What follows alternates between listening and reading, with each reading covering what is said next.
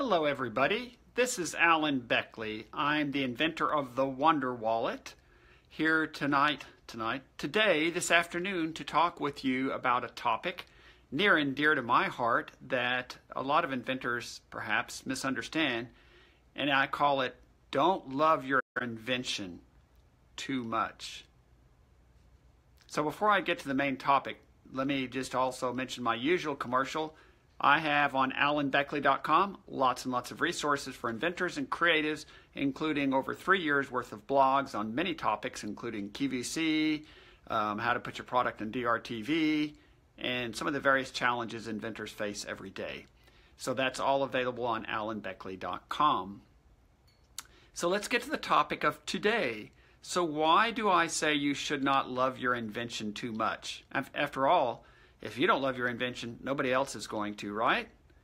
Yeah, that's right. Nobody else is going to. So you should be your biggest supporter, but you should look at your invention as what it is.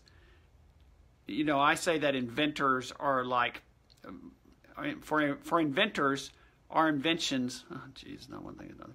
For inventors, our inventions are like our children. We love them even if no one else does, right? So you should see that an invention and being an inventor is a very risky business venture, right? It just is. And so with that as a given, you want to be a little bit careful about just going wholeheartedly into something without really knowing that it's the best. So the biggest mistake in terms of loving your product too much that I see over and over again is that an inventor has an idea and thinks it's a great idea. And guess what? His friends, his parents, his loved ones, they all think it's a great idea too. Actually, they all love him and they don't want to see him disappointed, so they tell him what he wants to hear. So he thinks, my friends love it. He goes and looks in 2 or 3 stores, doesn't see it there. Does a couple of web searches, oh, doesn't see it there. Man, we ought to be good to go. It's the greatest product ever. And then the mistakes start. You know, you love your invention too much. You haven't really investigated it. It's a very high-risk business venture. So what you should do is go do a lot of due diligence and investigate not only just retail stores, but also Amazon, Alibaba, QVC, HSN, and many other places where new inventions, new products show up regularly before you get too excited about it.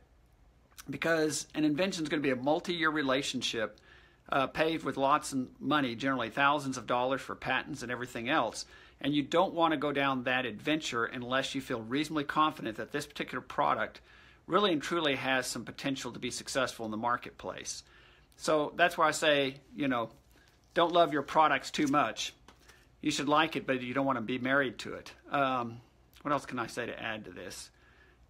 I guess the main thing is that you need to have an objective way to look at things. You need to recognize, as I just mentioned, that there's quite a bit of risk.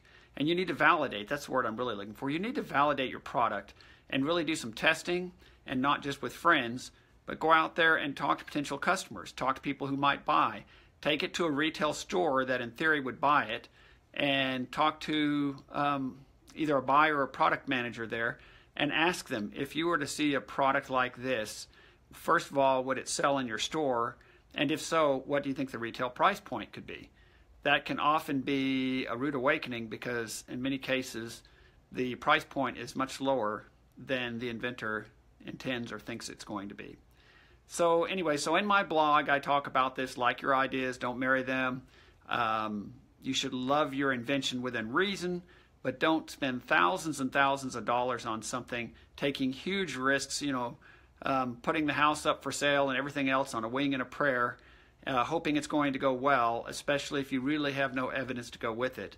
These can just be huge and unnecessary mistakes. So I'm sorry to have a little bit of a downer kind of topic, but it's one that is important and something people should give thought to. And again, I have that is on my blog this week under alanbeckley.com.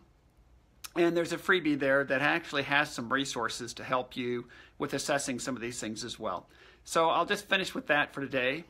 Oh, hi, Gloria. And just say, you know, it's great to support your inventions.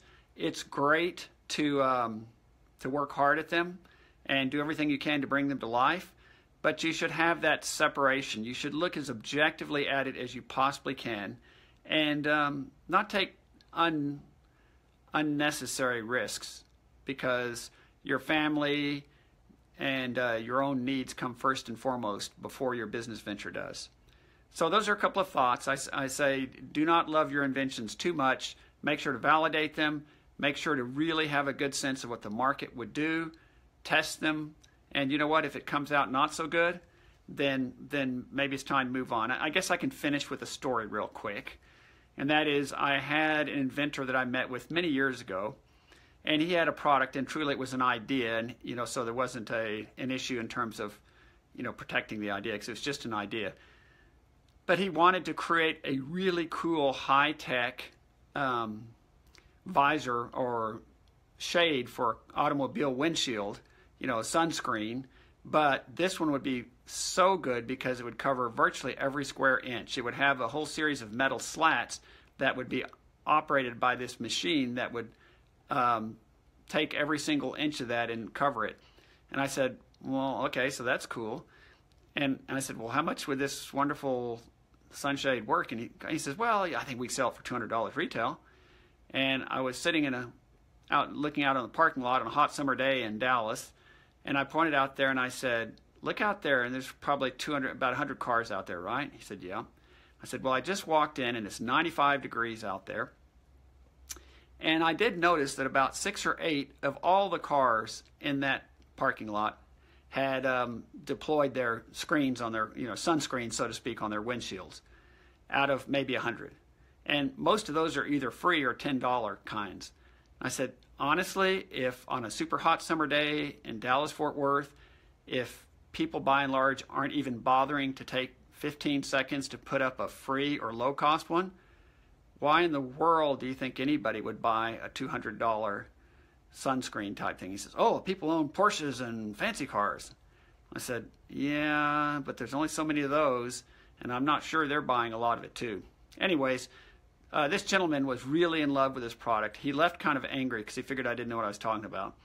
And who knows whatever happened to that. I have never seen it anywhere. But anyways, long-winded story, but my point is that you really should validate your idea, be objective about it, get other people's opinions, welcome critique, even though most of us don't like it, because a lot of good things can come out of sometimes critical suggestions. So with that, I will sign off, and thank you guys for joining me once again, and thank you, Gloria, and we will see you guys next time. Sai Chen.